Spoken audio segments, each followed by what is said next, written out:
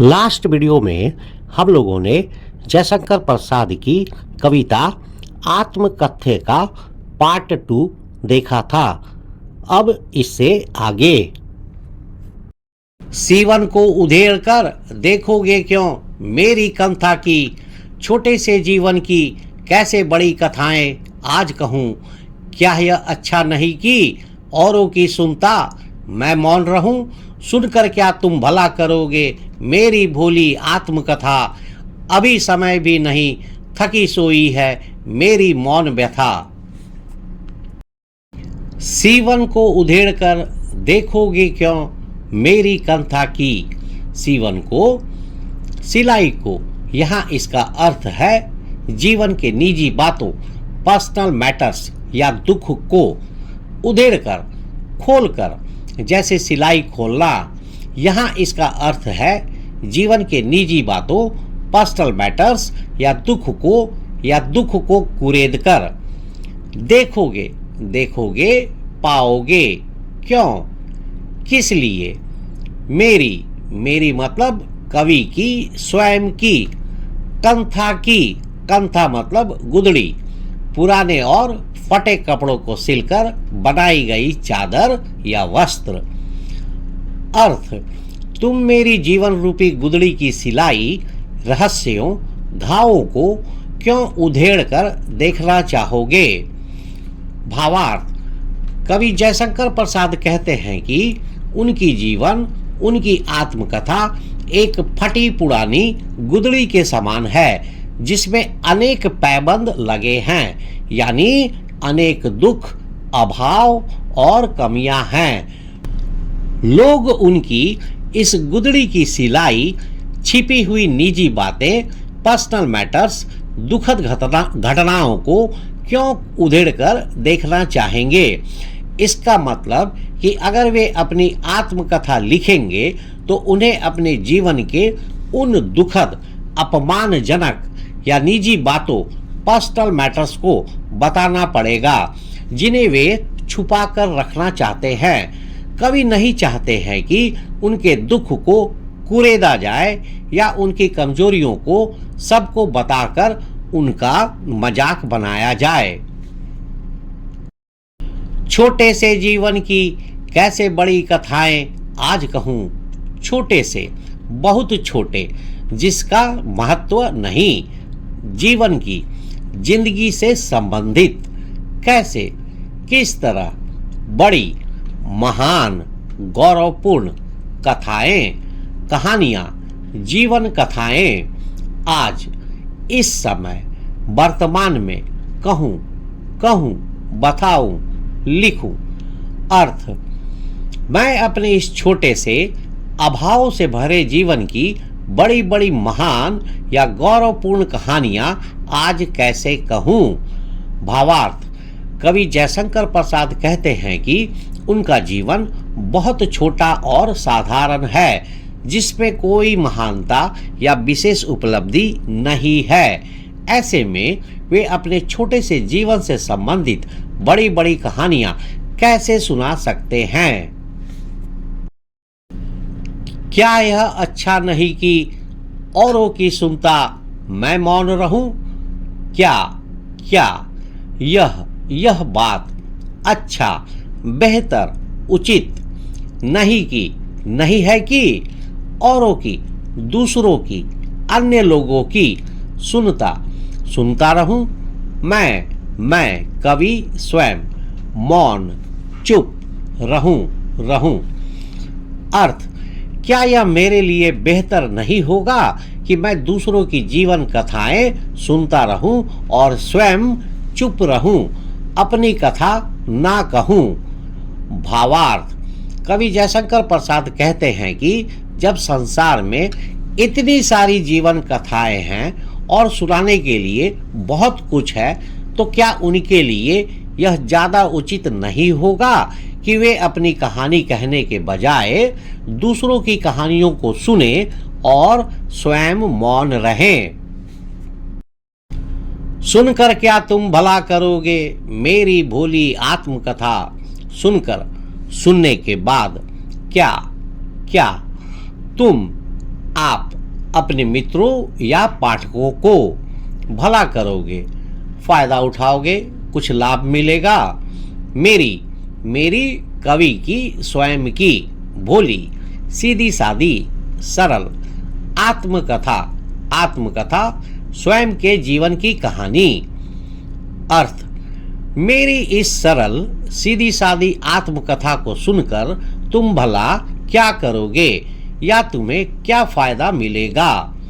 भावार्थ, कवि जयशंकर प्रसाद कहते हैं कि उनकी सरल और सीधी सादी आत्मकथा को सुनकर उनके मित्रों या पाठकों को क्या लाभ होगा, क्योंकि उनके जीवन में ऐसा कुछ भी महान, गौरवपूर्ण, रोमांचक नहीं है जिसे सुनकर किसी को कोई विशेष ज्ञान या मनोरंजन मिल सके।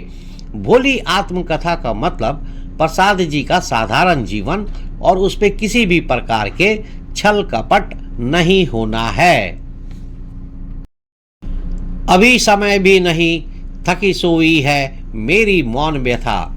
अभी इस समय, वर्तमान में समय भी नहीं, उपयुक्त समय नहीं है, सही अवसर नहीं है।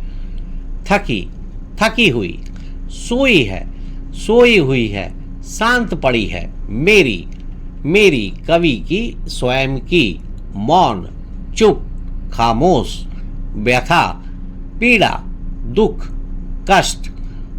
अर्थ, अभी आत्मकथा लिखने का सही समय भी नहीं है, क्योंकि मेरी जीवन की थकी हुई और खामोश पीड़ा सोई हुई है, शांत पड़ी है। भावार्थ, कवि जयशंकर प्रसाद कहते हैं कि यह अपनी आत्मकथा, ऑटोबायोग्राफी लिखने का उचित समय नहीं है। उनके जीवन के गहरे दुख और पीड़ाएं जो अब तक शांत पड़ी है, उन्हें जगाना नहीं चाहते। आत्मकथा लिखने से उनके ये सोए हुए घाव फिर से हरे हो जाएंगे, क्योंकि उन्हें सब दुख और पीड़ाएं फिर से याद आएगा, जिससे उन्हें और अधिक कष्ट होगा। व्याख्या, कवि जयशंकर प्रसाद अपनी आत्मकथा, ऑटोबायोग्राफी नहीं लिखना चाहते हैं, क्योंकि उनका जीवन एक फटी पुरानी गुदड़ी के समान है, जिसमें अनेक दुख और कमियां छिपी है। वे नहीं चाहते कि लोग उनकी निजी बातें, पर्सनल मैटर्स और दुखद घटनाओं को कुरेदे या उनकी कमजोरियों का मजाक उड़ाएं। कवि मानते हैं कि उनका जीवन बहुत छोटा और साधारण है, जिसमें सुनाने लायक कोई बड़ी या महान कहानी नहीं है। इसलिए वे सोचते हैं कि अपनी कहानी कहने के बजाय दूसरों की कहानियों को सुनना उनके लिए अधिक उचित होगा। उनकी यह भोली आत्मकथा सुनकर मित्रों या पाठकों को कोई विशेष लाभ या ज्ञान नहीं मिलेगा, क्योंकि इसमें कोई गौरवपूर्ण या रोमांचक बात नहीं है। अंत में कवि कहते हैं कि अभी अपनी आत्मकथा लिखने का सही समय भी नहीं है। उनके जीवन के गहरे दुख और पीड़ाएं जो अब तक शांत पड़ी है, उन्हें वे फिर से जगाना नहीं चाहते। आत्मकथा लिखने से उनके ये सोए हुए घाव फिर से हरे हो जाएंगे और उन्हें और अधिक कष्ट होगा। मल्टीपल चॉइस क्वेश्चन, बहुविकल्पीय प्रश्न। दिए गए पद्यांश को ध्यानपूर्वक पढ़कर नीचे दिए गए प्रश्नों के सही विकल्प चुनिए। सीवन को उधेड़ कर देखोगे क्यों मेरी कंथा की, छोटे से जीवन की कैसे बड़ी कथाएं आज कहूँ, क्या यह अच्छा नहीं कि औरों की सुनता मैं मौन रहूं, सुनकर क्या तुम भला करोगे मेरी भोली आत्मकथा, अभी समय भी नहीं थकी सोई है मेरी मौन व्यथा। प्रश्न 1, सीवन को उधेड़ कर देखोगे क्यों मेरी कंथा की पंक्ति में कंथा किसका प्रतीक है? एक पुरानी रजाई का, कवि के जीवन रूपी फटी पुरानी गुदड़ी का, एक साधारण कहानी की किताब का, कवि के भौतिक संपत्ति का? सही उत्तर कवि के जीवन रूपी फटी पुरानी गुदड़ी का। प्रश्न संख्या 2, सीवन उधेड़ना मुहावरे का क्या अर्थ है, जैसा कि यहाँ प्रयुक्त हुआ है? कपड़े को खोलकर देखना, किसी के छिपे हुए दुखों या निजी बातों को उजागर करना, किसी की कमियों को दूर करना, अतीत की घटनाओं को भूल जाना। सही उत्तर किसी के छिपे हुए दुखों या निजी बातों को उजागर करना। प्रश्न 3, कवि अपने जीवन को छोटा और उसमें बड़ी कथाएं ना होने की बात क्यों कहते हैं? उनका जीवन कम उम्र में ही समाप्त हो गया था। उनके जीवन में कोई महान या प्रभावशाली घटनाएं नहीं घटी थी। वे अपनी कहानियों को महत्वपूर्ण नहीं मानते। वे अपने दोस्तों को बोर नहीं करना चाहते। सही उत्तर उनके जीवन में कोई महान या प्रभावशाली घटनाएं नहीं घटी थी। प्रश्न संख्या 4, कवि के अनुसार उनकी भोली आत्मकथा सुनकर पाठकों को क्या लाभ होगा? उन्हें बहुत मनोरंजन मिलेगा, उन्हें कोई विशेष ज्ञान या मनोरंजन नहीं मिलेगा, वे कवि के जीवन से प्रेरणा लेंगे, वे कवि को महान समझेंगे। सही उत्तर उन्हें कोई विशेष ज्ञान या मनोरंजन नहीं मिलेगा। प्रश्न 5, अभी समय भी नहीं, थकी सोई है मेरी मौन व्यथा। इस पंक्ति में मौन व्यथा से कवि का क्या तात्पर्य है?